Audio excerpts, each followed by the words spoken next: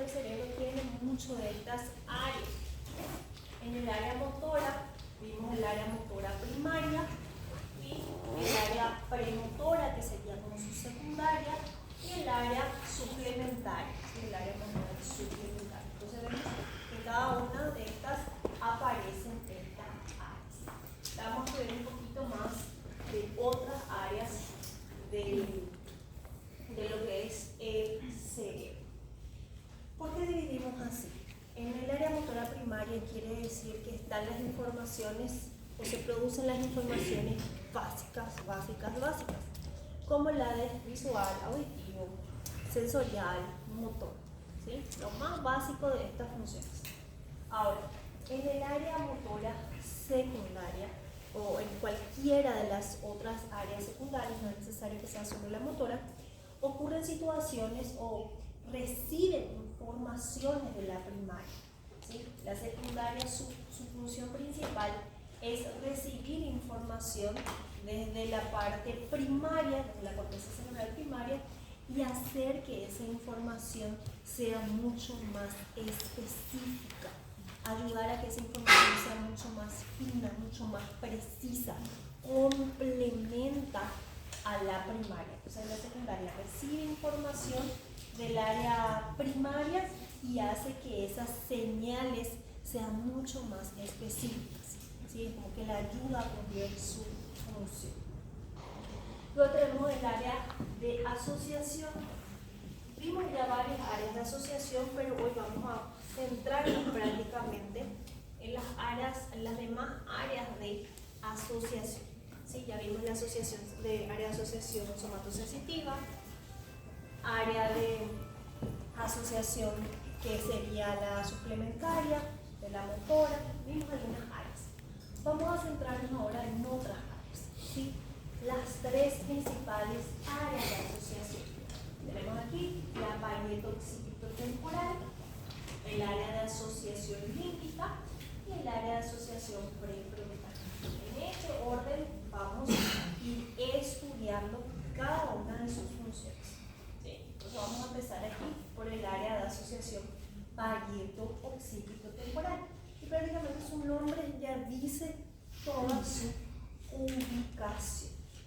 Entonces, el área parieto, la asociación parieto-occipito-temporal, evidentemente se encuentra por detrás de la parte más posterior del lóbulo parietal, por delante del lóbulo occipital y por arriba del lóbulo temporal. Esa es su ubicación, ¿sí? Si vamos a limitarlo como áreas, el área de asociación parieto-temporal encuentra por delante al área somatosensitiva secundaria o somatosensitiva 2. Atrás encuentra toda la corteza visual, tanto la visual primaria como la visual de asociación o secundaria, ¿sí? Y se encuentra por arriba de lo que es el área auditiva, ¿sí? Esta es el área visual. Recordemos que en el lóbulo occipital encontramos las áreas visuales, que en el lóbulo temporal encontramos las áreas auditivas. Entonces, la área de asociación parieto-occipito-temporal se encuentra por delante de áreas occipitales, por arriba de áreas auditivas y por detrás de la corteza somatosensitiva 2 o somatosensitiva secundaria. Esta ubicación es muy importante porque se van a enviar informaciones desde una circunvolución a otra. Entonces aquí vamos a ver áreas donde podemos ayudar a la visión, áreas donde podemos ayudar a la audición, áreas donde podemos ayudar a la sensibilidad. Entonces, por su ubicación van a ser algunas de las funciones de la parieto-occipito-temporal. Entonces, si podemos resumir sus funciones, esta área de asociación, porque se llama asociación, porque va a comunicar un área con otra.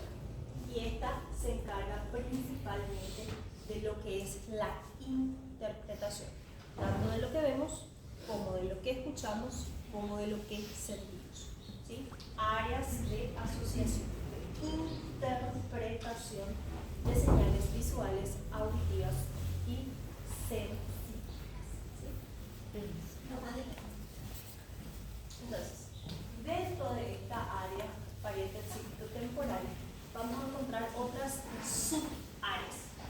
Dentro de esta gran área vamos a encontrar otras subáreas.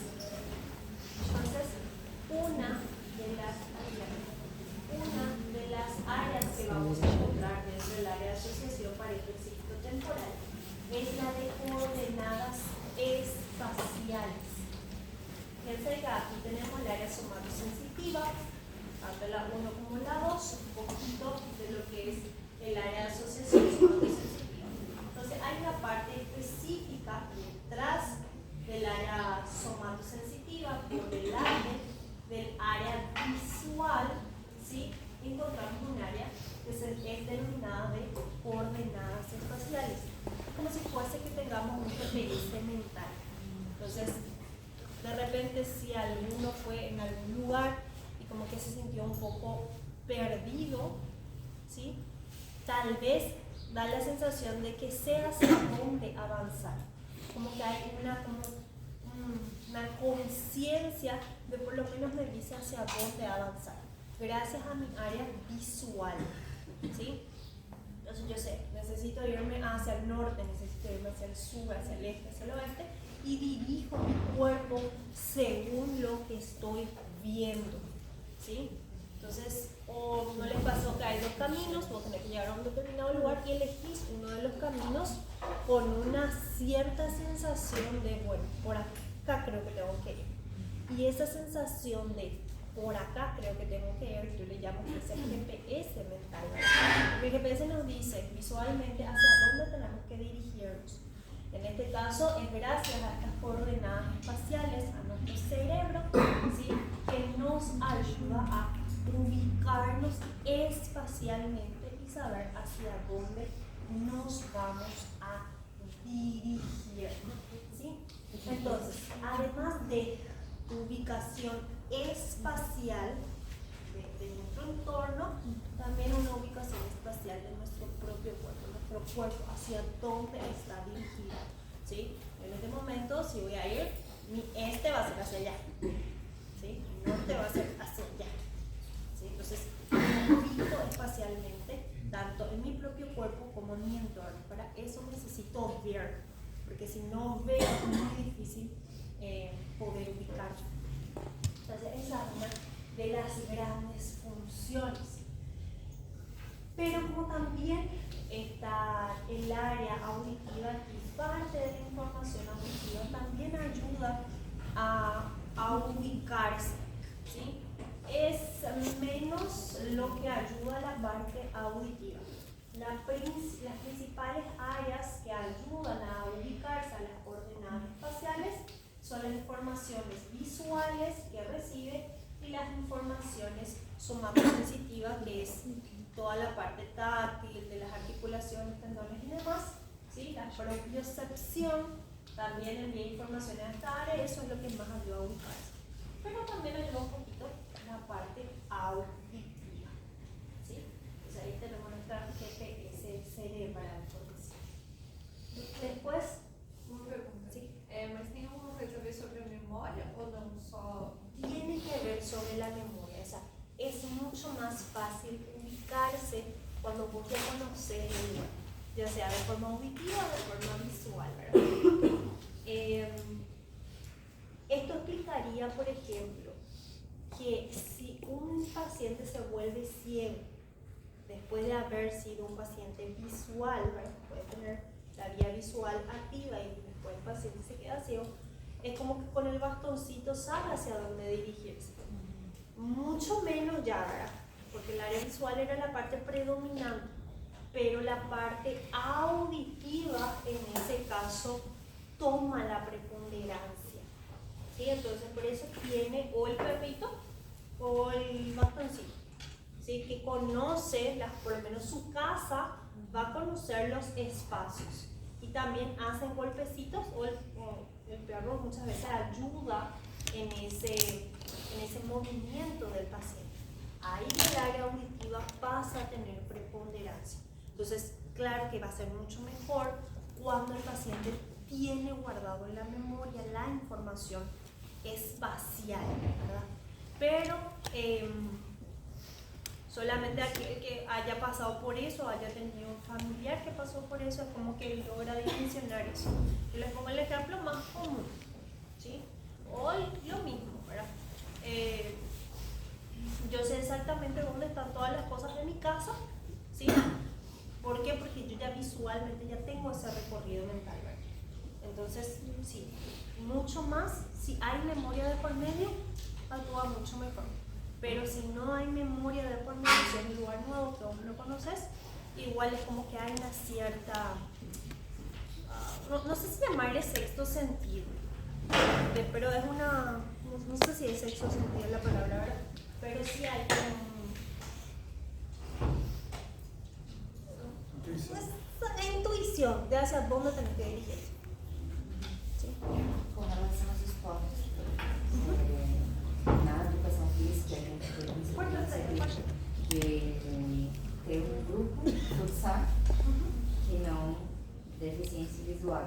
E era muito interessante porque ele sabia a delimitação da quadra, pero nunca tinha visto a delimitação da quadra, e ele tinha tanto a parte somatosensitividade usada como auditivo.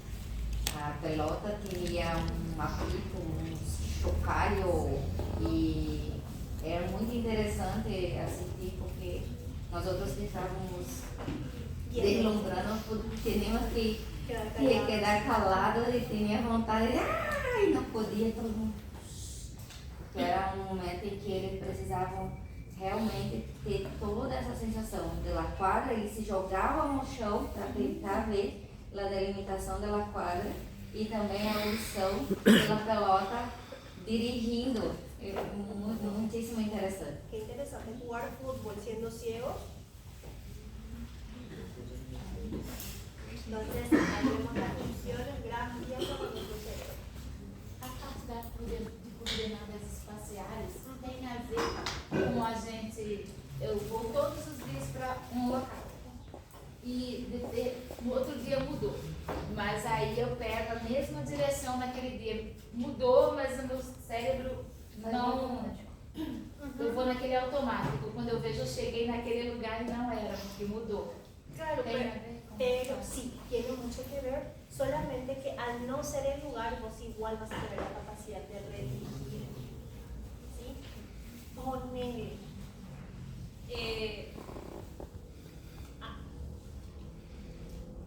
Bueno, tengo el caso de una amiga que ella vivía en una ciudad hacia Asunción, se llama Lambaré la ciudad, y ella vino a vivir toda su vida, toda su niñez vivió allí.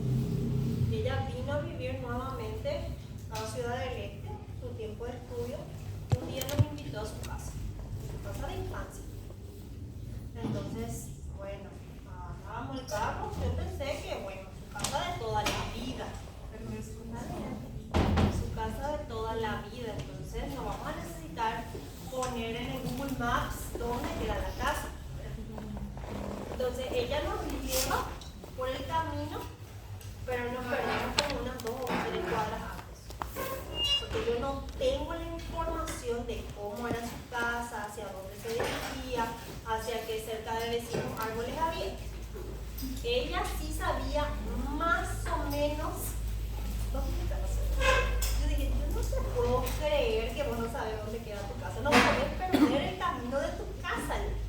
Y me dijo, no, yo sí sé más o menos. Entonces, gracias a su ubicación más o menos, pudimos lograr llegar a la casa después de varias vueltas, ¿verdad? Pero ya tenía esa información guardada, no precisa, pero por lo menos supo hacia dónde dirigirse, qué cuadra tomar, hasta encontrar la casa. A mí me sorprendió mucho porque alguien aquí se olvidó cómo llegar a su propia casa.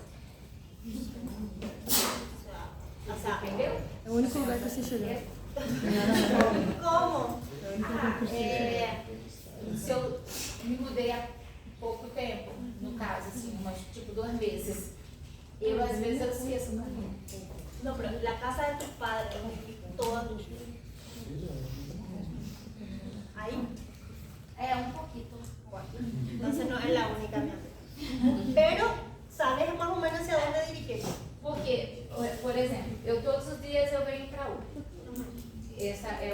dificuldade. Aí hoje mudou. Eu vou continuar vindo para a UF.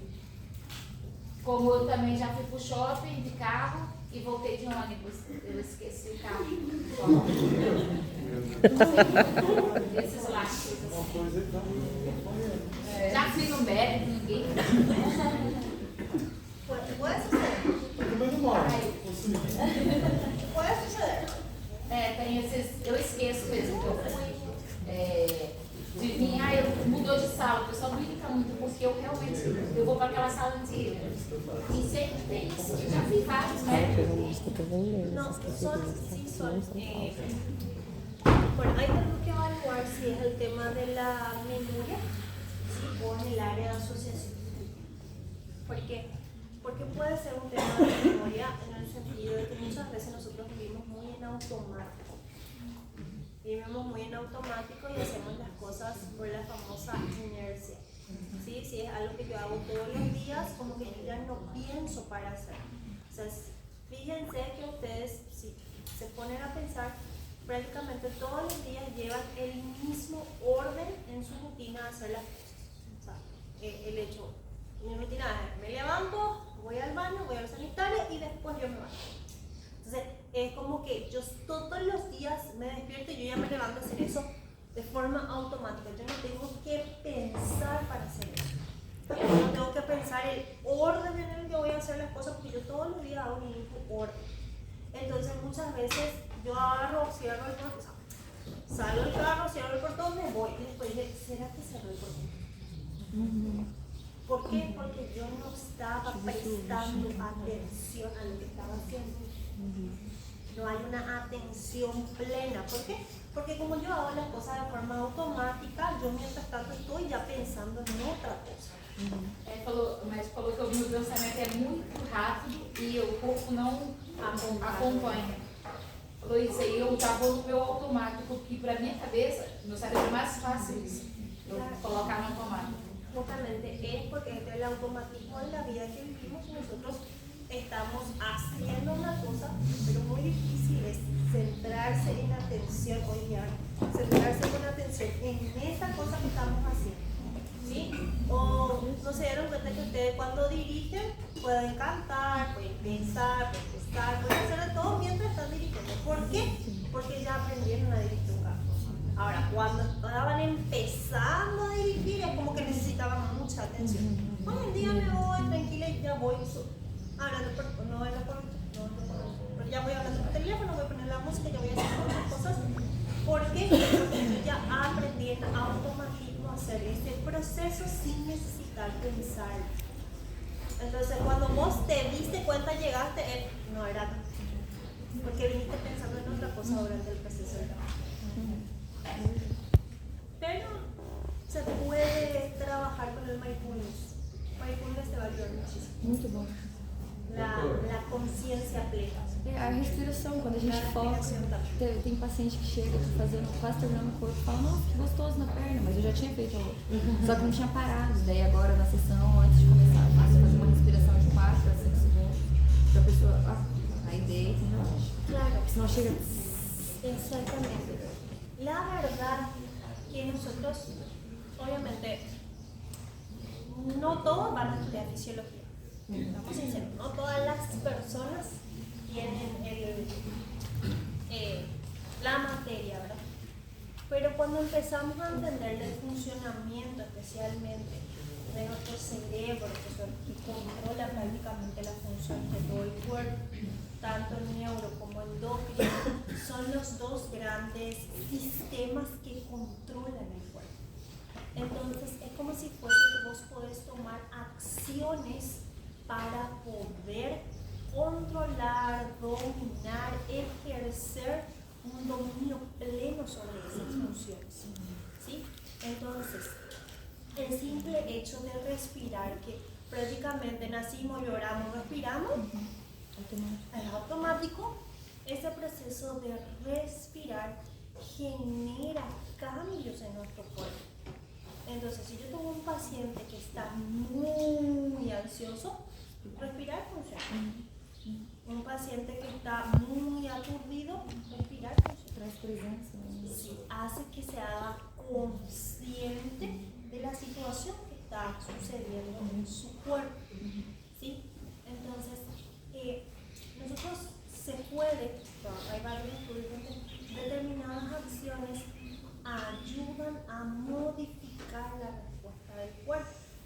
Entonces, si yo tengo un día muy atareado o un día donde estoy apagando varios fuegos, ¿sí? Entonces, esos días yo sé que yo tengo que calmar, parar un rato, respirar, redireccionar el pensamiento y se ve en cambio. Si yo me hago una encefalografía en ese momento, que la meditación, la oración, la respiración ayuda a mejorar las ondas cerebrales, ¿sí? Entonces, si yo necesito un día de calma, el tipo de música que voy a escuchar no es.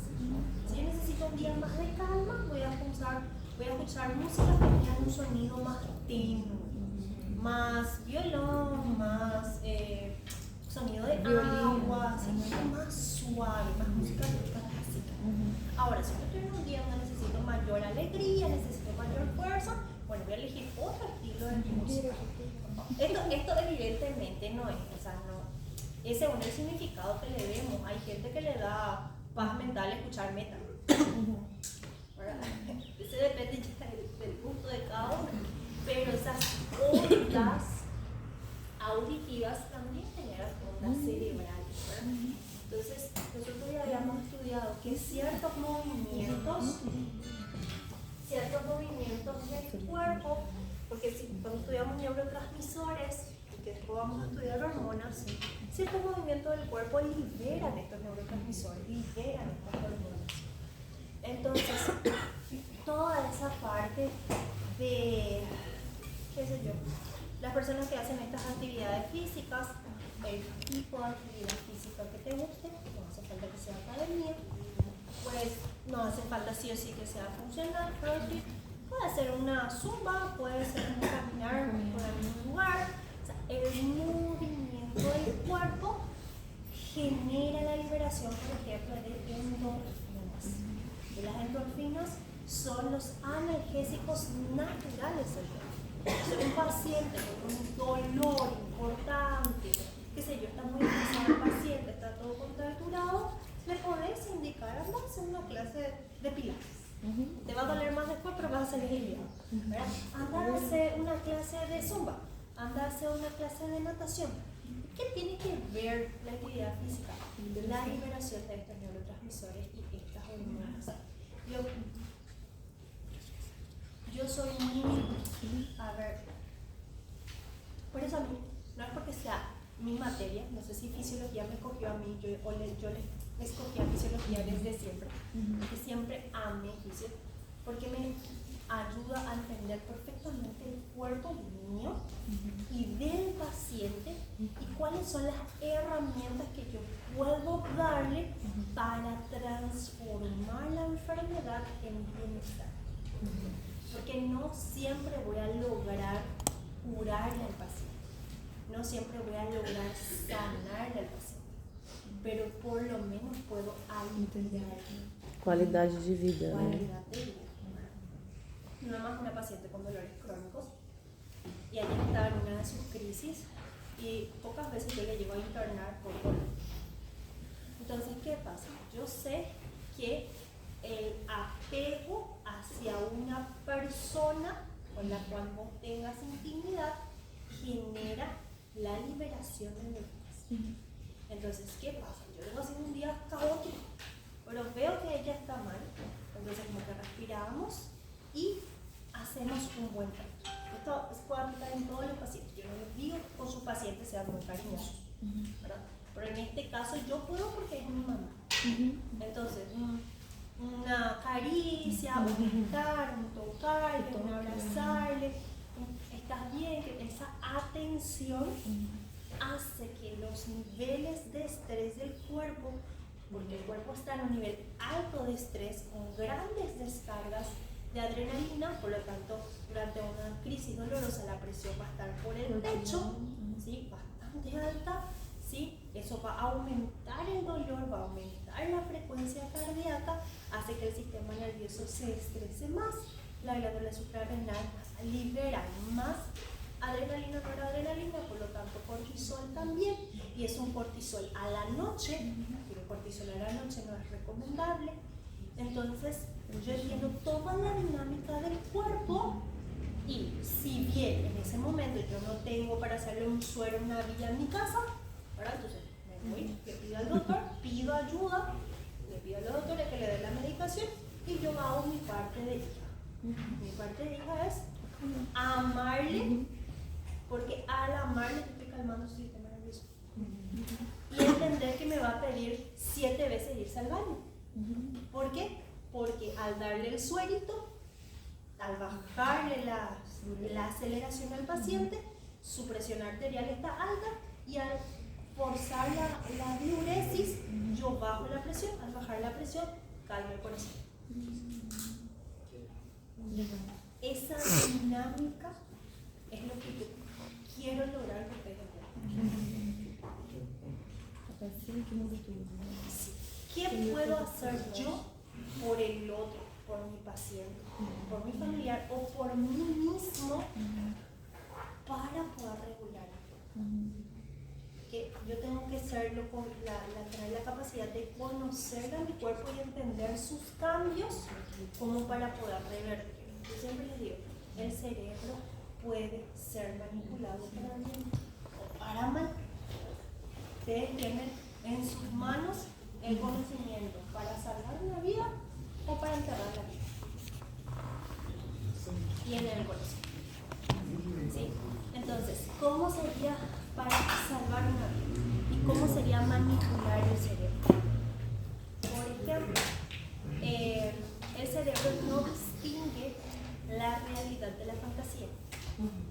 Va a actuar de la misma forma. Si yo estoy viendo la traición de mi pareja en vivo y en directo, voy a tener la misma reacción como si fuese que yo estoy pensando nada más.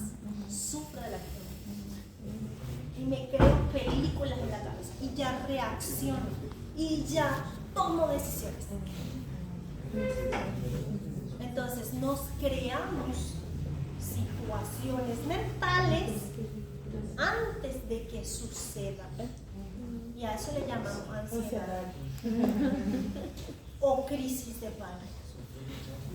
Nos creamos en la cabeza situaciones que no sucedieron, que podrían suceder, y ahí empieza a actuar lo que ya vamos a ver enseguida, lo que es el sistema límbico y la amígdala cerebral. ¿Sí? Porque la amígdala cerebral tiene mucho que ver con situaciones de miedo. Entonces la parte prefrontal se inhibe un poquito, que es la parte del raciocinio. ¿Sí? Entonces, si yo dejo que sobrepase mi sistema límbico, mi área límbica, yo voy a tener reacciones bastante emocionales. Pero si yo dejo que sobreactúe mi área prefrontal, voy a tener decisiones o acciones demasiado racionales. Que un extremo o el otro no es sano. Ninguno de los extremos son sanos. Yo necesito un equilibrio entre ellos. Pero para poder llegar al equilibrio necesito conocer los extremos para ir haciendo el prueba-error, hasta llegar al equilibrio de la situación. ¿Sí? Porque si yo tengo un paciente que es súper racional, va a ser un paciente que va a ser el famoso considerado ay que frío, ay no tiene sentimientos. ¿Sí? Entonces, en la comunidad, en las relaciones interpersonales, una persona que es extremadamente racional no logra conectar con las personas, porque vivimos en comunidad, es muy difícil vivir aislado. Hay veces sí daría gusto vivir en nuestro mundo y ya, ¿verdad? Pero no es esa la realidad. Tenemos que vivir, tratar de convivir con las personas. Entonces estas personas que son extremadamente racionales son de decirte el famoso, ay, yo no tengo filtro para decir las cosas. ¿Sí? Y tienen que tener en cuenta algo. La verdad puede existir, pero la verdad sin empatía es maldad. En la gran mayoría de los casos, siempre y cuando tu paciente no sea neurodivergente. Prof, mas no caso da razão, ela também é uma emoção, também, ou não? No podríamos considerar tan conectadas.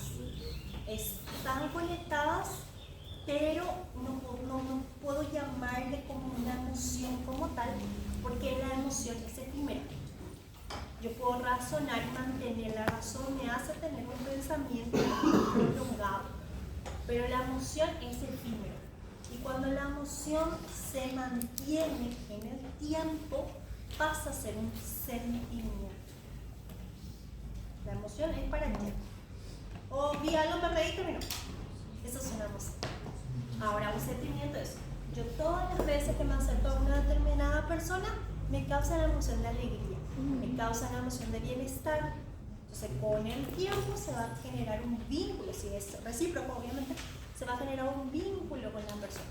Y ahí va a haber un sentimiento. ¿Sí?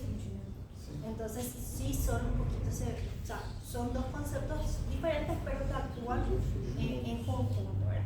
Ahora, una persona, que vamos a ver sistema límbico, una persona muy emocional, ¿sí?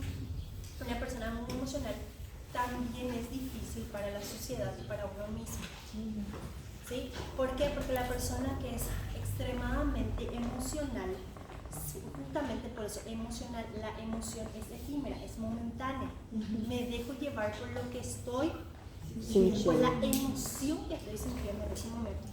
Y las 4 grandes emociones son alegría, tristeza, furia, ¿sí? O ira y miedo. Esas son las 4 emociones cardinales. Después se van juntando y se va formando una gama de emociones, ¿sí? Como la añoranza o saudades, Entonces después se van haciendo. Pero la persona que no sabe controlar su emoción es también perjudicial para ella misma y para la sociedad, ¿sí? ¿Por qué? Porque el famoso hice sin pensar, ¿sí? Porque ahí no tuvo la razón de por medio, ¿sí? Pero la emocionalidad de la persona también tiene mucho que ver con su temperamento base, el que estábamos hablando la vez pasada. Hay personas que van a tener tendencia a reaccionar, ¿sí? Hay personas que van a tener tendencia a inmiscuirse, hay personas que van a tener una tendencia un poco más alegre, vivaz, todo el tiempo. Una persona que definitivamente tipo, hace que no le importa nada. ¿Se va a caer el mundo? Son tendencias que uno ya trae de nacimiento, que es el temperamento, que le juntamos con lo que es el medio ambiente, ¿sí? Y eso va a ir formando la personalidad y posteriormente el carácter, ¿sí? Entonces, cuando la persona dice, tengo un carácter fuerte, realmente lo que está diciendo es, tengo un carácter que no ha sido educado. Porque el carácter fuerte se sabe dominar. ¿Podemos hacerlo todo el tiempo? Lamentablemente no, porque tiene mucho que ver con lo que estamos viviendo, ¿verdad? Con nuestro propio temperamento, pero los mejores caracteres, los caracteres más fuertes, son aquellos que están trabajados. ¿Sí? Entonces, fácil no es. Este es un trabajo de diario, todos los días, conscientemente, intencionalmente. Por eso te decía el mindfulness, ¿sí?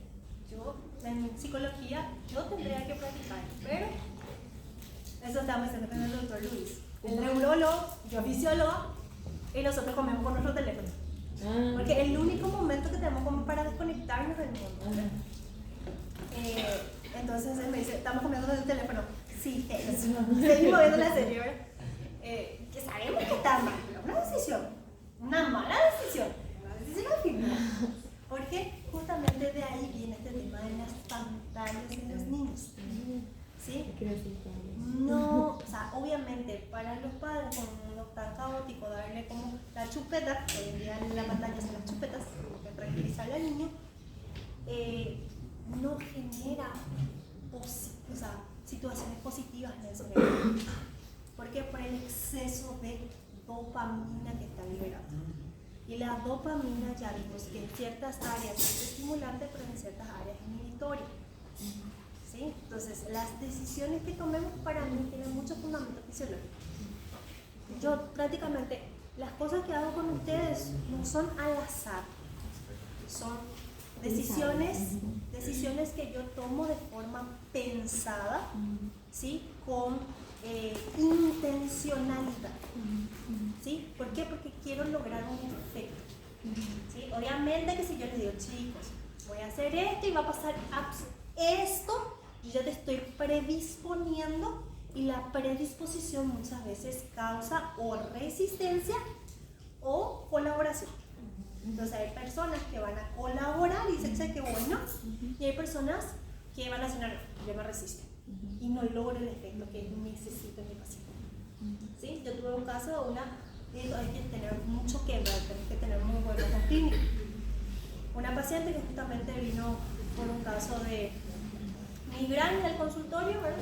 Obviamente que esto se hace toda una anamnesis, se pregunta, pero yo le dije, bueno, mientras yo me voy a urgencias a hablar con la secretaria, con la enfermera, vamos a preparar toda tu medicación y cuando esté listo la sala, yo te aviso para pasar. Ok, se quedó la chica con su mamá y le dije, pero les puedo pedir un favor, eso tenés que tener mucho cuidado en hacer, ¿sí? Le dije, pero yo señora te puedo pedir un favor, si es que no les molesta, con el debido respeto al que no. Le dije, mientras yo me voy a preparar, ¿será que se pueden abrazar?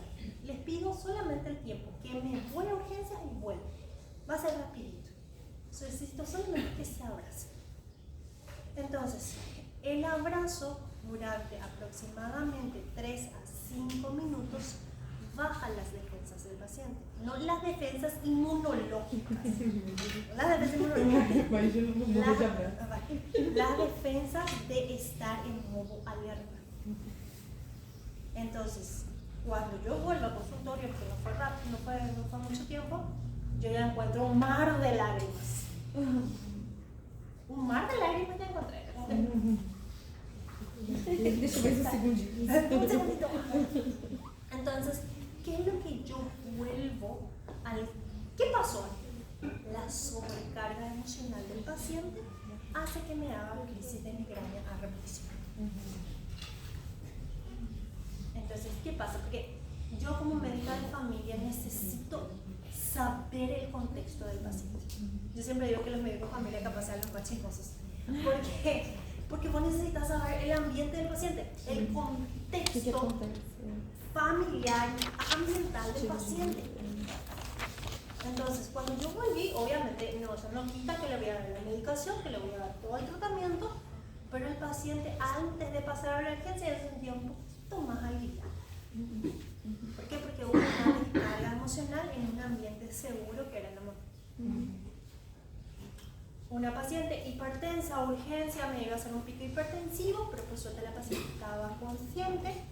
Entonces yo así, por toda la familia, con permiso, le pido a la familia que pase afuera, me quedo solo con la paciente y mientras le hago la medicación hablo con la paciente y ¿qué tal? ¿Qué pasó? Sí. ¿Qué pasó? Entonces en el ¿qué pasó? La paciente se descarga, porque tenés que ganarte la confianza del paciente. Cuenta que bueno, tuvo una pelea evidentemente con el marido. Entonces, ¿qué hago? Pues yo lo primero que hice al ver el contexto familiar es, señor, ¿podrías pasar afuera? Porque el esposo sí se fue. Entonces, ¿qué yo hice? Quitarle a lo que le estaba haciendo daño. Quitarle un poquito al esposo. Divorcio. Receta. Y bueno, hago que mi paciente se sienta en un lugar seguro, porque bueno, esta era una discusión de pareja, pero Mikey era el violentador. ¿Sí? Porque puede ser muchas veces que el que genera la violencia al paciente vaya junto con el paciente y quiera quedarse ahí al lado para que el paciente no hable. Y ahí vos tenés que saber ver las características de tu paciente. Si el paciente está con miedo, si tiene miedo a que se tiene miedo. Entonces, eso no te enseña los otros. Mas a gente vai adquirindo essa sensibilidade, né? Por eso digo, la medicina les va a quitar sensibilidad. Porque pasamos por varias situaciones que vos necesitas poner una coraza para ser fuerte y continuar. Si no, todo el tiempo te vas a sentir abalado. Ou situações depois que causam mal pro corpo. Claro, ¿por qué? Porque vos lo que estás haciendo es resolver el problema de los demás todo el tiempo. Sin contar que voy a tenerlo los tuyos. Além do mindfulness, prof, é legal o barra de axis. ¿Cómo es eso?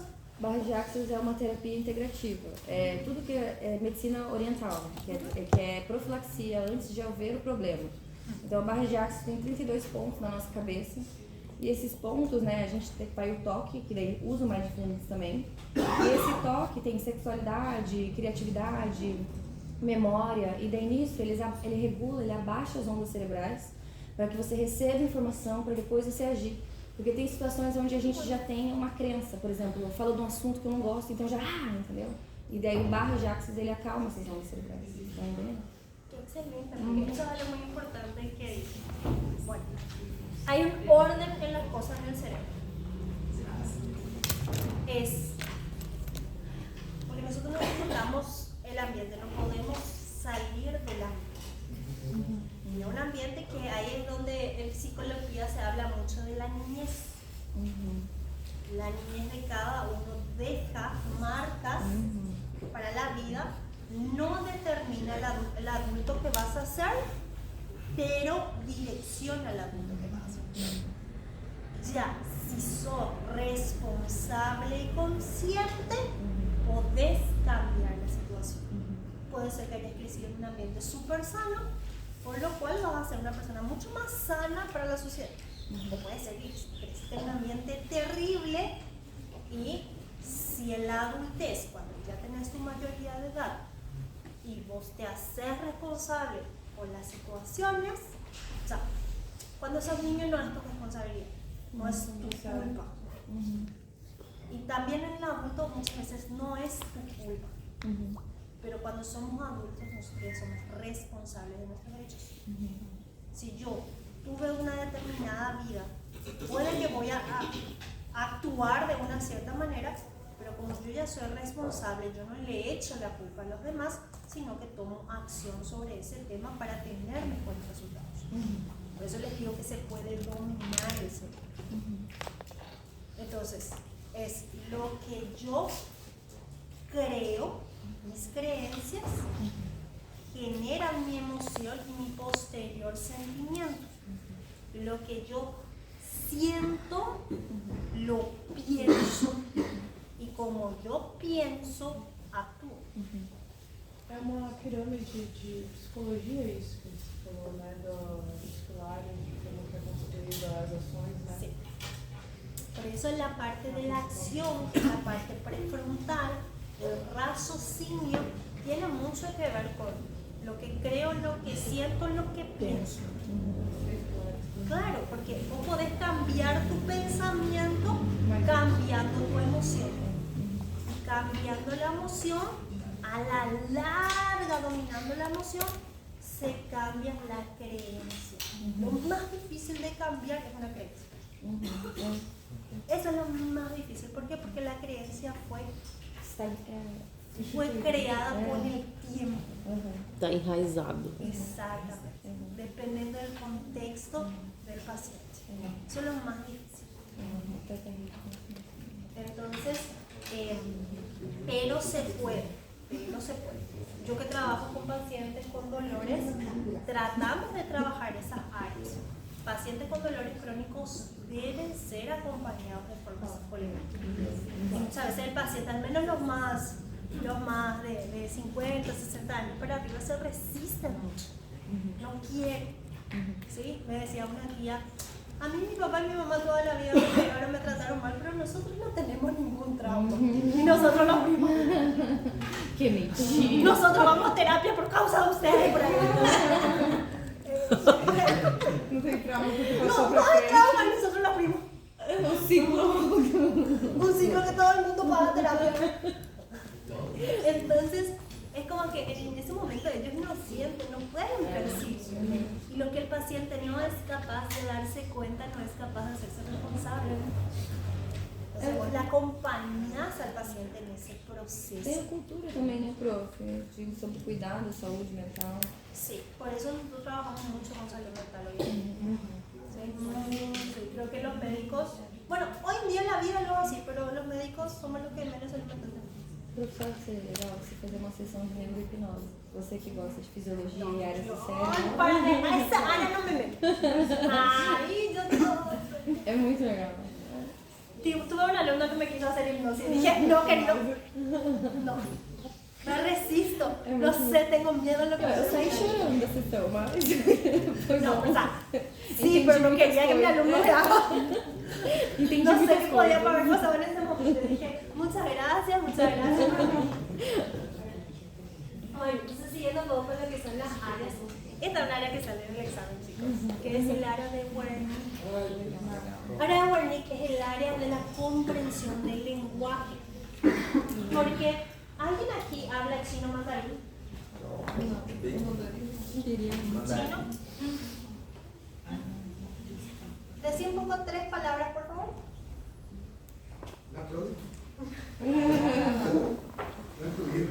No estudié para ver. ¿Alguien aquí habla coreano?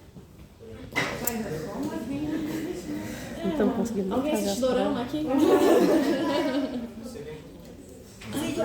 Las dorameras, acá se me da. Itadakimasu. ¿Para Eu não qué? sei, amigo. Bueno, Soubesse las falar. dorameras entendieron. ¿Alguien hace aquí y decide doramas? Dorama, gente. Ali, ó. Ok, As ¿ustedes no saben qué? áreas. ¿Saben qué significa? Si te diga canto mitad. Ok, bueno. Opa.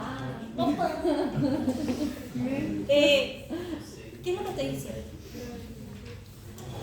Que yo necesito conocer el lenguaje para comprenderlo.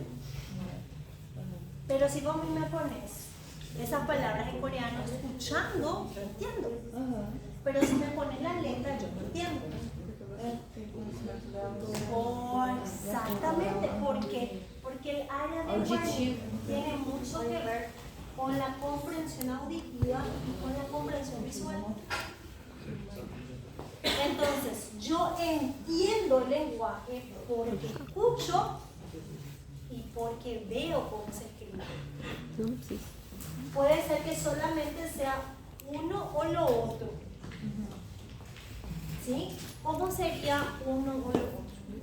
No sé, bueno, si yo veo... Videogame tem muitas crianças que sabem falar inglês porque veem as coisas no videogame, então começam a aprender as palavras que estão escritas. Pero tal vez no saben cómo suena. Não sabe como soa, mas sabe o que é, sabe como começar, Sabe ler. sabe... ¿Sabe que game over significa que acabó el juego? Pero no sabe cómo suena un game over. Exatamente. Eu sei os comandos. Eu sigo uma pediatra que depois que eu tive filho, eu tenho só pediatra Ah, na, muito minha, na minha timeline. Aí teve um que explicou sobre que o cérebro tem data de validade para aprender algumas coisas. Por exemplo, essa área de Wernicke, que ele estava falando sobre a compreensão de linguagem, até os 8 anos ela está muito ativa, a audição. Por exemplo, a música também, aquele ouvido absoluto, até os 8 anos está muito ativo, depois disso é mais difícil. Por isso que fala quando é criança, é mais fácil aprender. Esses dias eu pensei que o Noah tinha falado russo, porque ele não fala português, ele é hamdana. Eu falei, que é isso? Né, programação, a gente que vai programando a criança, então isso é muito legal, porque... Tá falando russo comigo? Não, é porque eles falam de uma maneira assim, a gente que programa eles, né? Porque o bebê aprende a falar qualquer linguagem, isso que é legal. A gente que programa nossos filhos, então por isso que eu tava achando muito legal esse data de validade, entendeu? Por ahí de 2016, 2017, ¿no? ¿Nació? No, mi hermana es de 2015, pero o sea, aprendí a hablar más o menos por ahí. Y en esa época YouTube no tenía control ninguno. Entonces mi hermana empezó a hablar una palabra en ruso, en francés y qué sé yo, porque lo veía en esos canales más de cucumenos, ¿viste? Y ahí empezó a hablar en cualquier idioma, pero así, te tiraba un chino de la nada. ¿Pero comprende? No, hoy en día no se acuerda de nada.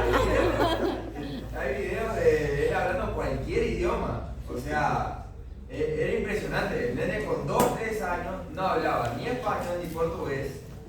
Y hablaba, tiraba unas palabras en mandarín, ¿me entendés?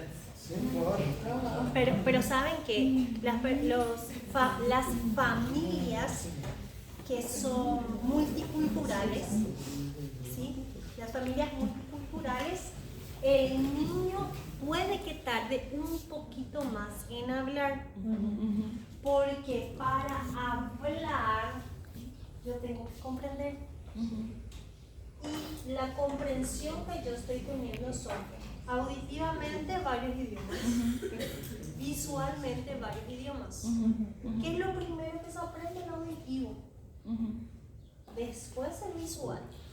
Por eso nosotros primero sabemos hablar a los 1 o 2 años, sabemos cómo se dice papá, sabemos cómo se dice mamá, escuchamos. Prof, e em relação a Libras, assim, quem não tem audição, daí se comunica por Libras, como é que funciona nessa parte? Ahí, en ese caso, siempre que falte uno de U los otra aguza. sentidos, el otro se agudiza.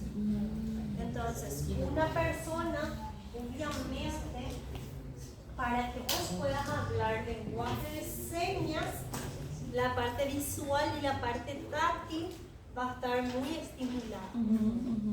Pero para eso, alguien en tu familia tuvo que haber hablado señas. Te ensinar algo. Alguien te tiene que enseñar el lenguaje. Y el tema es que el lenguaje de señas también es un idioma. En cada país es diferente. É verdade. É. Entonces, alguien te tuvo que haber enseñado. Claro que hay, ¿qué te voy a decir? Movimientos que son como que casi todos comprenden. Si yo te digo, Sim, não, si yo te digo, ¿esto qué significa? Por Claro que significa varias cosas, ¿verdad? Pero si yo te digo, Esse do movimento, prof, é engraçado, porque o Noah, desde sempre, ele aprendeu o sim e o não. Porque o corpo, ele vai falando coisas positivas, ele vai fazendo assim, ou coisa negativa, ele fala não. Já nasce com esse balanço corporal, tipo sim e não. bueno, y eso, por ejemplo, son significados que uno le da, que no necesitas la parte auditiva para poder aprender. Entonces, si uno, por ejemplo, falta la parte visual, el paciente no va a poder leer, pero sí va a poder hablar porque escucha. ¿Sí? Va a escuchar, entonces va a poder hablar y va a entender las palabras. Entonces, con el tiempo, si es educado, la parte sensitiva está mucho más, o sea, la parte sensorial, táctil, está muy agudizada y después va a aprender a leer braille. ¿Sí? Pero esto va madurando a medida que el niño vaya creciendo. ¿Sí? Sí. No processo de aprendizagem, nas áreas de processamento visual, eu assisti um professor dizendo que o processo de aprendizagem, quando a gente escreve papel ou em caneta, a gente consegue ter um processo um pouco mais eficaz do que se ficar só no, por exemplo, só no, acho que pode ser que seja diferente para cada pessoa no caso, né? Mas o processo de aprendizagem ele se torna mais eficiente quando tem o papel e caneta na mão do que só um processo de leitura ou só de auditivo. No caso, esse processo motor, a gente vai ter a ativação mais... ¿Por qué piensan que yo a ustedes les mando a hacer trabajo a mano? Eu vi uma entrevista de uma neurologista dos Estados Unidos. Ela fala que quando você escreve, você aprende muito mais. Eu mesmo tenho um déficit. Se eu não escrever, eu não aprendo nem lendo. Eu escrevo slide todo dia para estudar. Es que yo les digo, absolutamente nada de lo que yo les mando a hacer É em vão. por azar. Todo está fríamente calculado. Ahora, que ustedes se resistan, es otra cosa. Mas você falou disso numa aula Es de que yo neuro. siempre te voy a avisar. Yo por lo menos una vez te voy a avisar lo que voy a hacer. Y voy a hacer en tiempos donde la gran mayoría pueda escuchar. ¿Sí? Una vez yo te voy a avisar. Vamos a hacer esto por eso. Prof, essas áreas se ligam também com os neurônios de larga duração? Totalmente. Totalmente. ¿Por qué? Porque todo esto va a tener una acción. ¿Cuál es la acción? La parte motora. Então por isso que a escrita, ler escrevendo, vai ter um prolongado, porque os neurônios de elongação, né? São assim. Pero en esto tienes que ver también, tuviste que aprender a escribir antes. Tuviste que aprender a escribir antes. Para aprender a escribir, primeramente tuviste que tener la parte visual. Por eso cuando te enseñan, los niños, vos primero le haces trazos, que es la motricidad fina.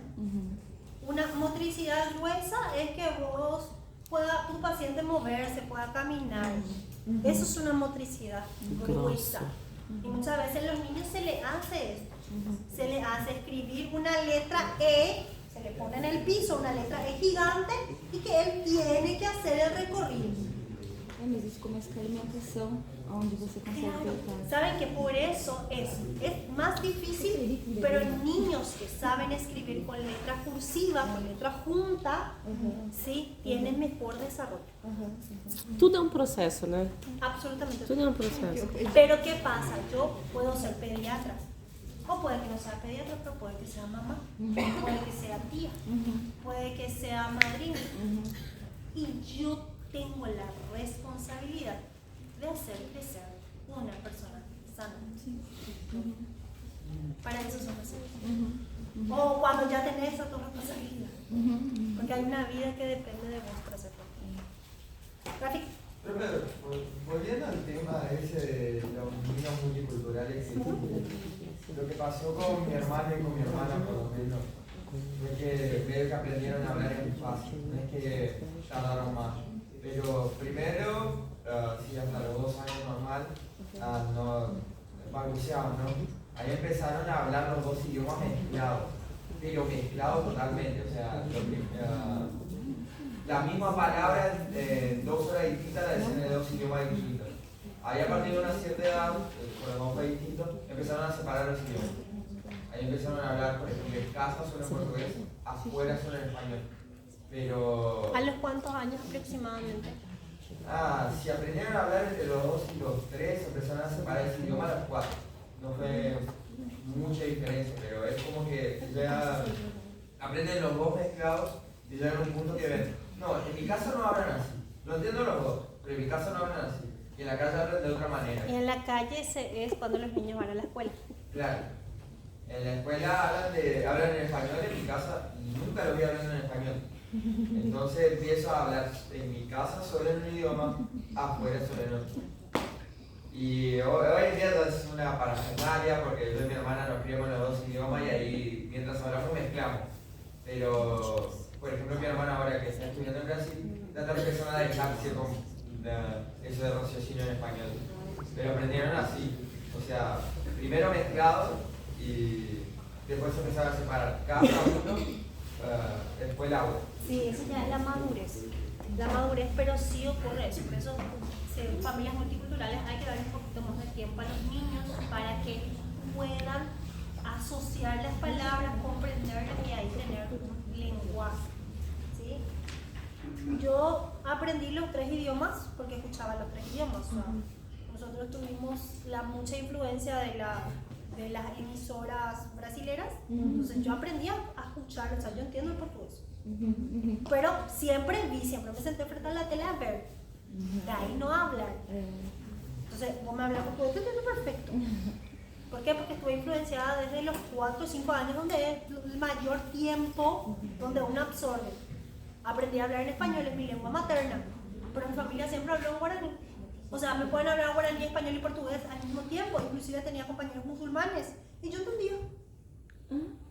Sí, entonces obviamente el musulmán, el árabe entiendo mucho menos, pero sé lo básico, como pedir dinero, por ejemplo. O decir tengo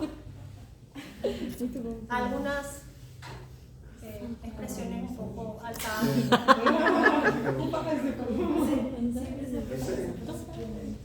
Entonces, bueno, pero entiendo de algo. Pero no me da a defender, trata de saber. Entonces, te vas racionalizando, por eso en la adultez es un poco más difícil aprender un nuevo idioma, no es imposible, pero necesita más esfuerzo. ¿Sí? Entonces, necesita más intencionalidad. Por eso está en español, en español, en español. Porque necesita razonar. Esse filme é muito difícil, quando tá nervoso ali na frente, lembrar. Pero ese es el desafío.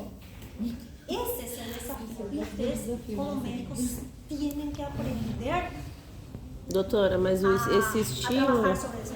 esse estímulo, ele funciona de verdade. Porque assim, o meu filho mora comigo aqui. Ele estuda numa escola que tem 90% de paraguaios e 10% de brasileiros. É justamente o contrário da gente. E ele, em 2 anos, ele já fala guarani. Ele fala espanhol e parece que ele é um paraguaio. Mas por quê? Por conta desse estímulo. Entonces, Por isso que a gente não consegue, porque tem muito, a gente só fala com brasileiro, a gente só fala português. justamente por eso, o sea, yo cuando les insisto tanto en hablar en español, porque yo no les puedo decir que hablen en guaraní cuando no conocen, porque el guaraní es muy difícil. El guaraní, así bien hablado, es muy complicado. La gramática, la lengua es muy complicada. Pero yo necesito que ustedes me hablen primero en español para que yo pueda hacer el famoso yo para, que es el yo para. Es una mezcla de guaraní y español, eso es lo que habla la mayoría. Tipo portunhol. Claro, para que vos logres comunicarte con el paciente. ¿Sí? Yo, por ejemplo, no me puedo ir a Alemania hablando solo español. Tengo que aprender el idioma. O por lo menos un inglés que es el idioma intermedio con Alemania. Pero voy a tener muchísimas mejores oportunidades si hablo alemán. ¿Sí? No voy a ir a... ¿Puedo hablar en mi idioma? Claro que sí, nadie me puede quitar mi raíz.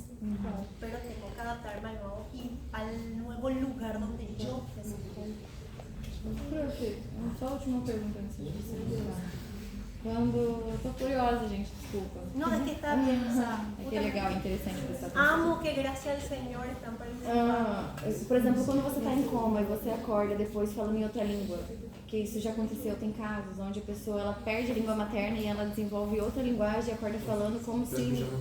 Ela foi lá em outro lugar e voltou. Não, bêbado sim, mas tipo, coma. Não, em coma, por exemplo, voltou e tem histórias assim, que a pessoa voltou falando não a linguagem dela, mas outra língua. Isso daí é alguma área que afeta? Ahí hay que ver si el paciente en algún momento estuvo expuesto a ese idioma. Ahora, Então não é por acaso. no.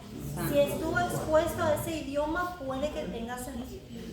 Ahora, si nunca estuvo expuesto a esse idioma, aí Tem gente que perde a língua materna e fica pro segundo idioma, dependendo da... claro, pero ahí estuvo expuesto. A mí me asusta, no me asustaría, pero... Imagina, acordar amanhã falando nariz. No, pero, por ejemplo, yo nunca me fui a China, tampoco veo programas en chino ni tampoco conozco ningún chino, excepto Bruna Hua, la única china que conozco. Pero tampoco nunca le escuché a Bruno hablando chino. ¿Verdad? Entonces, si acuerdo de repente y hablo chino, ¿qué pasó ahí? Porque nunca estuve expuesta al idioma. Ahí yo le metería, o sea, pondría teorías conspirativas, ¿verdad?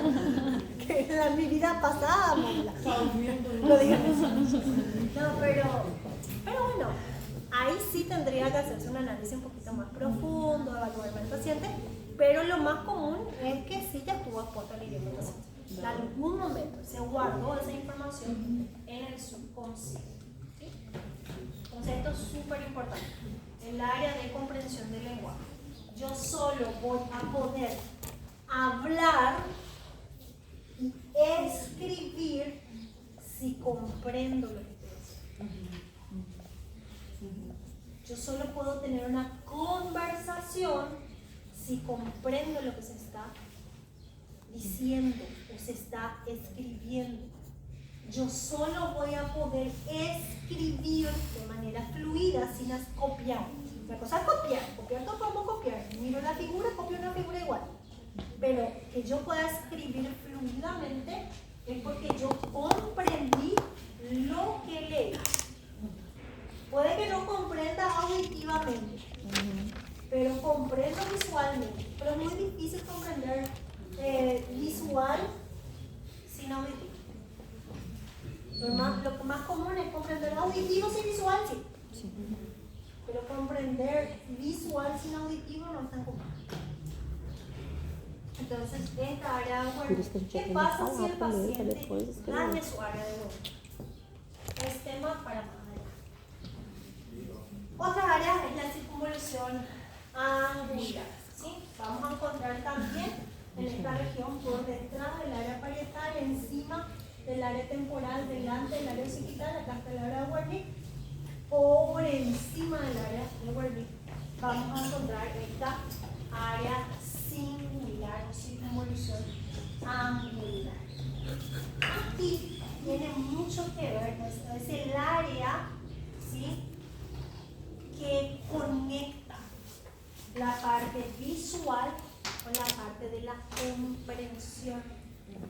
¿Sí? Entonces, la parte visual va por la circunvolución angular, el giro angular, y lleva la información hacia el área de Wernicke. Entonces, esta es como que la vía que conecta la parte visual con el área de la comprensión del lenguaje. ¿Sí? Si se daña la circunvolución angular, que puede ser de ambos lados o solo de un lado, la persona va a seguir comprendiendo lo que escucha, pero no lo que lee. Entonces yo le digo, hola, ¿qué tal, fulano? Te respondo, ¿qué? La auditiva pero ve escrito un hola, ¿me entiende qué es? Es raro que suceda eso, pero eso se da por daño en la circunvolución angular. Doutora, eu de novo. Dislexia tem a ver com essa área, No, porque en la dislexia vos entendés lo que estás leyendo, solamente que cambias. escrito. Que puede ser, lo que pasa en la persona disléxica es que va muy rápido y no acompaña el raciocinio con la parte motora. Entonces, el paciente lee, y hay una palabra, él dice la palabra más parecida, porque no se tomó el tiempo de leer por completo, dice la palabra más parecida y continúa. O también se da en el caso donde yo estoy, o sea, la coordinación entre lo que pienso y lo que hablo no está también bien sincronizada, porque yo realmente estoy pensando una cosa, pero mi boca automáticamente va diciendo otra. O sea, no necesariamente tiene que ser a través de una lectura, puede ser hablado también. A mí me pasa a tanto, no porque sea disléxico, es porque tengo el lenguaje. ¿Por qué? Porque mi raciocinio va mucho más rápido. Yo hablo rápido, imagínense cómo está mi cerebro. Respira. Rápido que yo hablo. Respira 3 A vezes. questão do hemisfério dominante também, da Tá. área dele. Vamos a ver ahora el hemisferio dominante. Entonces, cuando se lesiona, estamos hablando de eso. Yo comprendo lo que escucho, pero no comprendo lo que leo. ¿Sí? Y a eso le llamamos alexia. No Alexa. Entonces, tenía una alumna que se llamaba Alexia. ¿Sí? La incapacidad de poder leer y comprender lo que estoy leyendo. ¿Sí? Ahora, cuando yo tengo una incapacidad de escribir, ¿sí?, ahí hablamos de lo que es la agrafía. Grafía viene de escribir.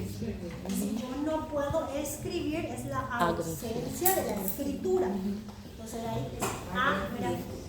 Entonces, la lesión en el giro angular puede dar agrafía, incapacidad de escribir, o alexia, incapacidad de leer, porque no comprendo lo que escribo o lo que leo.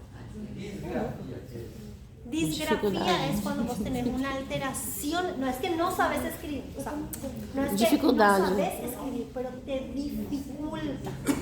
Y esto tiene que evaluarse mucho la parte motora del paciente, porque para escribir yo tengo que hacer movimientos muy finos de precisión y de pinza. Entonces necesita un alto desarrollo de la corteza motora primaria y de todas las áreas motoras que estuvimos viendo, tanto la vía piramidal por sobre todo, y un poquito de corrección de la vía extrapiramidal y las vías cerebenosas, porque yo tengo que tener coordinación.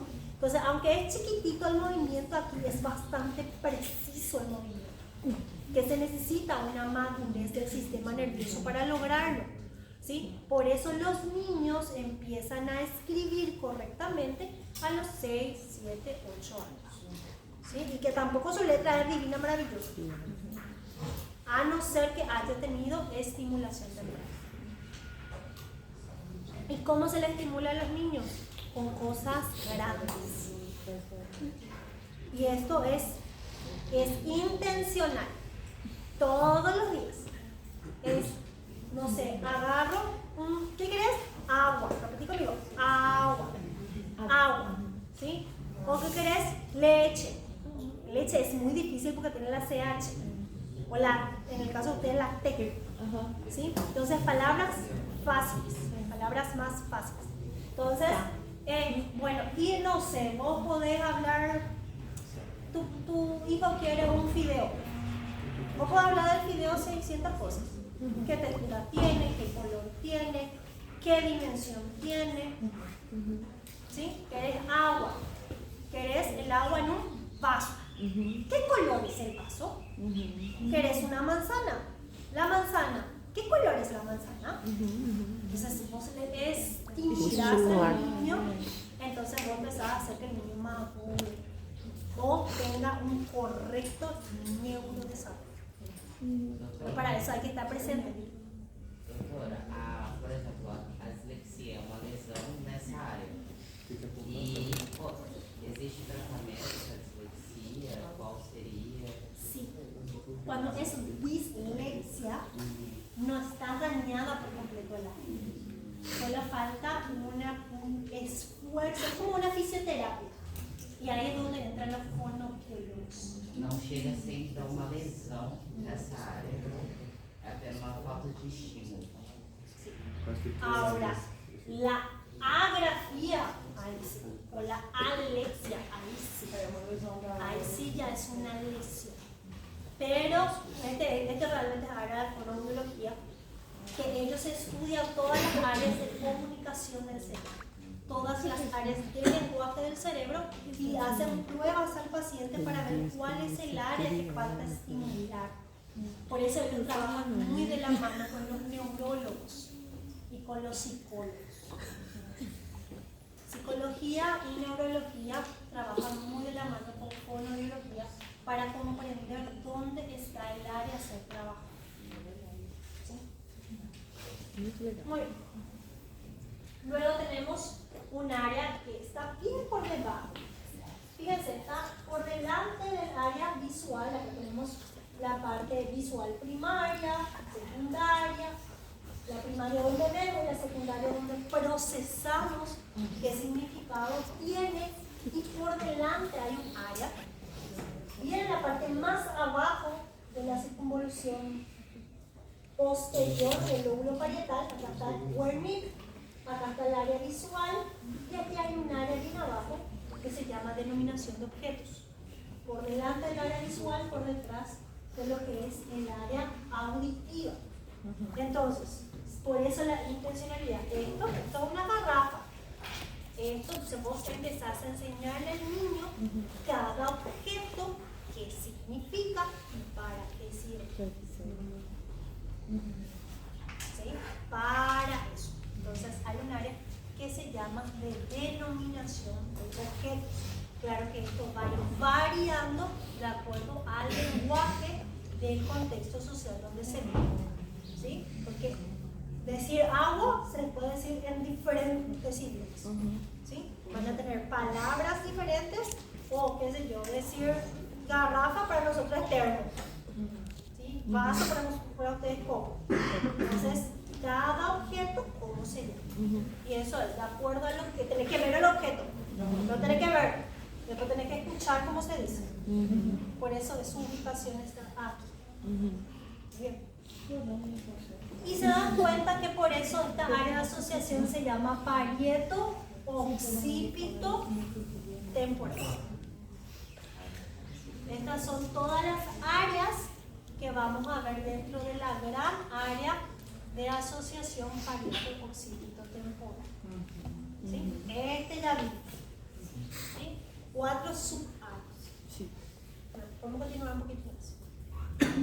El área de asociación prefrontal. El área de asociación prefrontal es donde se guarda el conocimiento, la inteligencia, la memoria, el raciocinio. O razonar con área prefrontal. ¿Sí?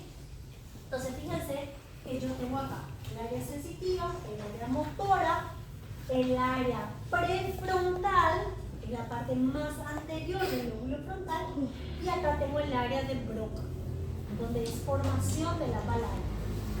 La palabra yo tengo que escuchar, comprender y luego mover la lengua para hablar.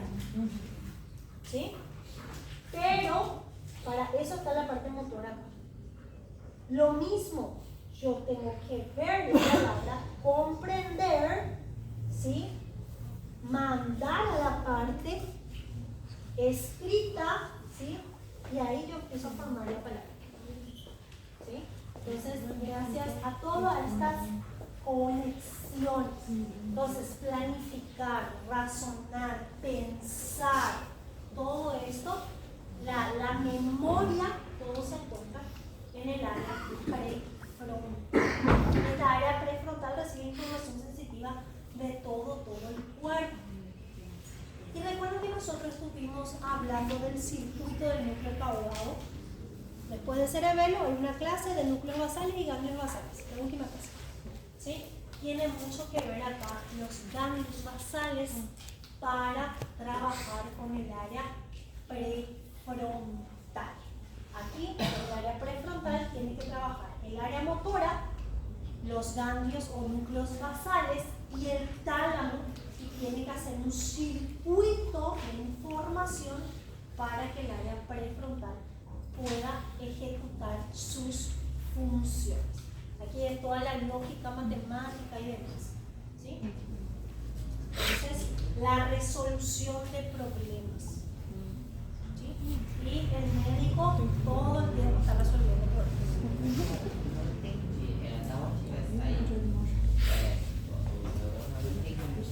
La información puede salir de la parte motora, puede salir de la parte sensitiva, puede salir de la parte auditiva o puede salir de la parte visual. Todas estas estimulan a los núcleos basales y al tálamo. De los núcleos basales al tálamo y del tálamo nuevamente la información hacia el área prefrontal. ¿Sí? Especialmente para el control del comportamiento, la toma de decisiones, el pensamiento lógico, el raciocinio y las memorias a corto plazo. Todo eso es función del área prefrontal. La planificación del movimiento también. ¿Sí?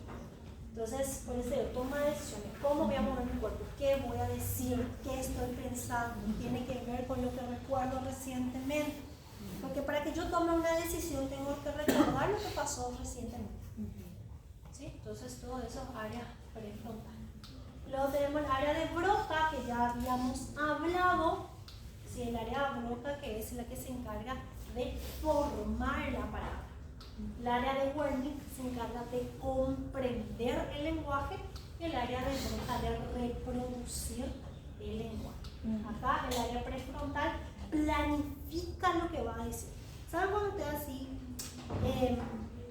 en un momento así, le agarró una situación en curva, ¿verdad? Y no pensaron qué le podían decir a esa persona. Pero después se pasan pensando, ¿qué le puedo decir? Y ahí se forma la palabra. Por eso en el momento muchas veces no decimos ciertas cosas porque no estuvimos pensando. ¿Sí? Hay personas que pueden pensar y ahí se entabla la conversación. ¿Sí? Por último, el área de asociación límbica, ¿sí? El área de asociación límbica que va a estar bien por debajo de todo, ya en el lóbulo temporal, por debajo de todo lo que es el frontal, el parietal y el occipital, la parte más baja del lóbulo temporal y la parte un poquito más baja del lóbulo frontal es el área de asociación límbica.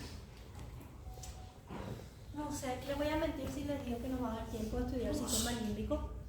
Vamos a ver si nos va a dar bien. Pero el sistema límbico, además de esta área cerebral, vamos a encontrar otras áreas como el hipocampo, la amígdala, ¿sí? Que si bien ya lo vimos en los videos, pero en líneas generales, estas áreas lo que me va a ayudar es en las emociones, ¿sí? No les digo en el control de las emociones, porque el control lo hace el área prefrontal, pero en la emoción, en la motivación, en cómo yo voy a actuar, ¿sí? Eso sí sale del área del sistema límbico, ¿sí? Y con esta área del sistema límbico yo puedo tener emociones o sentimientos, ¿sí? Que siempre debe estar regulado. Tanto la emoción con el raciocinio debe estar equilibrado, ¿sí? Ahora, tenemos otra área que acá no aparece, después lo voy a cambiar. Le voy a cambiar la imagen para mostrar específicamente dónde este ya va a ser en el área occipital, ¿sí? Que es el reconocimiento facial. Imagínense que nuestros ojos y nuestro cerebro, ¿saben? ¿Alguien aquí tuvo que marcar alguna vez con su reconocimiento facial? Yo tengo universidades que no te ponen y te quitan la foto y reconoce que son vos, ¿verdad? Tú en la entrada. Bueno, en nuestro cerebro y en nuestros ojos también hay un área de reconocimiento facial. El hecho de poder mirarle a la persona y relacionármeles. Yo tengo dificultad en esta área. Porque yo le reconozco a la persona pero no asocio con su nombre. A no ser que estuve mucho tiempo en contacto con la persona y esa persona ya se guarda en mi sistema límbico. Si la persona se guardó en mi sistema límbico, yo reconozco a la persona por su nombre y apellido. Bueno, no apellido, pero por lo menos por nombre. Fulanito, vos te llamas. Fulanito, vos te llamas. ¿Sí? Ahora, bueno, tengo 1000 alumnos en la mujer, no sé. Entonces no voy a acordarme el nombre de todos. Entonces, hay personas que se guardan mi sistema límbico de forma positiva y hay personas que se guardan mi sistema límbico de forma negativa. No se guardan mi sistema límbico. Entonces, ese reconocimiento facial de que yo le miro a la persona y sé quién es mi mamá, sé quién es mi papá, sé quiénes son mis alumnos, ¿sí? Pero es muy importante, si ustedes tienen la capacidad, practiquen eso de llamarle a la persona por su nombre, especialmente al paciente. Yo, por ejemplo, me sé toda la historia del paciente. El paciente de la cama tal, que tuvo tal cosa, que vino a visitarle a su familia. Yo sé toda la historia. Pero su nombre, entonces yo llevo una tarjeta. Don fulano. ¿Qué tal te fue don fulano? Varias veces repito su nombre para recordar, porque el paciente o la persona, cualquier persona, cuando vos le llamas por su nombre, estás diciendo, me tomé el tiempo de conocerte y de reconocerte. El nombre es la identidad de la persona, que vos le estás dando el valor a esa identidad, ¿sí? Entonces la persona se siente importante cuando sabes su nombre, ¿sí? Entonces siempre traten de saber el nombre de sus pacientes, ¿sí? Por eso lo primero que en la anamnesis está es nombre y apellido, edad, sexo, ¿su número de documento? No. Sí, su nombre. Ahora, si esa área se daña, vamos a tener lo que se conoce como prosopagnosia, que no se logra identificar quién es la persona, ¿sí? Y eso tiene mucho que ver con la memoria también. Doutora, e aquela que a pessoa não consegue se reconhecer, não reconhece o próprio rosto? Puede suceder y también va a estar en esta área. Solamente que, si vamos a ser sinceros, nosotros vemos más tiempo el rostro de las otras personas que nosotros vemos. A no ser que tengamos un espejo. Entonces, pero sí, ahí también está dañada áreas temporales como parte del sistema límbico. O sistema límbico tem alguma associação com a glândula pineal? Tiene, totalmente. Porque en tu glándula pineal, esto es el sistema endocrino, en la glándula pineal nosotros vamos a tener la producción de ciertas hormonas, ¿sí? Y el sistema límbico tiene mucha relación con la glándula pineal en cuanto a la función de la... Ahí tiene que ver un poco la melatonina, ¿sí? Porque la melatonina es la hormona que induce el sueño. Y si yo tengo altos niveles de estrés, no se produce como corresponde mi melatonina, porque esto depende del ciclo circadiano, ¿sí? Y si yo no tengo un buen ciclo o tengo picos de cortisol, y el cortisol no se produce la melatonina como tal, el paciente presenta insomnio. ¿Sí? ¿Y cómo yo le ayudo haciendo una higiene del sueño? La higiene del sueño se hace apagando todas las luces, todos los ruidos, durmiendo todos los días a una determinada hora, con un procedimiento previo de meterle al cuerpo en un estado de relajación. Tomo una ducha caliente, tomo un shot calmante, entonces hago una meditación, una lectura, entonces le voy induciendo a mi cuerpo para prepararlo para el sueño. Pero esto lleva mucho tiempo de acostumbrarse. Y nosotros que estudiamos de madrugada, trabajamos de madrugada, alteramos mucho ese ciclo. Pero sí tiene mucha relación. Doutora, Sí. questão de imagem, por exemplo, porque a pessoa magra, de gordo e tudo mais, ela tem a ver mais com a evolução do sistema límbico, da parte límbica, da parte da límbica, mas é levado por você. Bueno, la alteración de la percepción visual del propio cuerpo. Esta es una alteración psicológica, ¿sí? Es una alteración psicológica que ahora olvidé el nombre característico. Tiene un término médico para eso, ¿verdad? Dismorfia corporal. Mi cerebro me hago. Es que juro que mi cerebro busca así la información por carpetas. Pero nunca. Gracias por no fallarme. Dismorfia corporal se le llama eso. Eso es un tratamiento que se debe hacer con la psicología. Es un tratamiento psicológico porque la percepción que yo tengo de mi propio cuerpo no corresponde a la figura que yo estoy viendo. Y esto puede ser leve, moderado o grave. Grave es cuando el paciente ya tiene como tiene bulimia o tiene anorexia. Anorexia. La anorexia hay de dos formas. La anorexia en términos médicos es no tener hambre. O sea, la falta de apetito.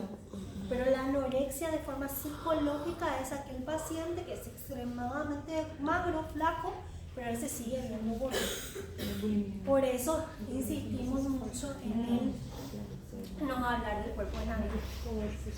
Porque vos no sabes a qué punto le vas a afectar a la otra persona. ¿Sí? Entonces, yo conozco gente con dismorfia corporal que tiene miedo a embarazarse, por ejemplo.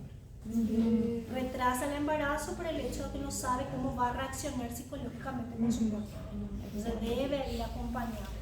O que vos le decís, hey, hola, ay, ¿qué te pasó? Estás más gordita. Y a la persona le desagrada estar más gorda. Puede que sea real o puede que no, porque es una percepción, ¿verdad? Entonces la persona va a tener todo un comportamiento en base a ese comentario. O la persona que es muy delgada, vos le decís, está más delgada, está enfermo, está enferma, y para esa persona es esa una alteración.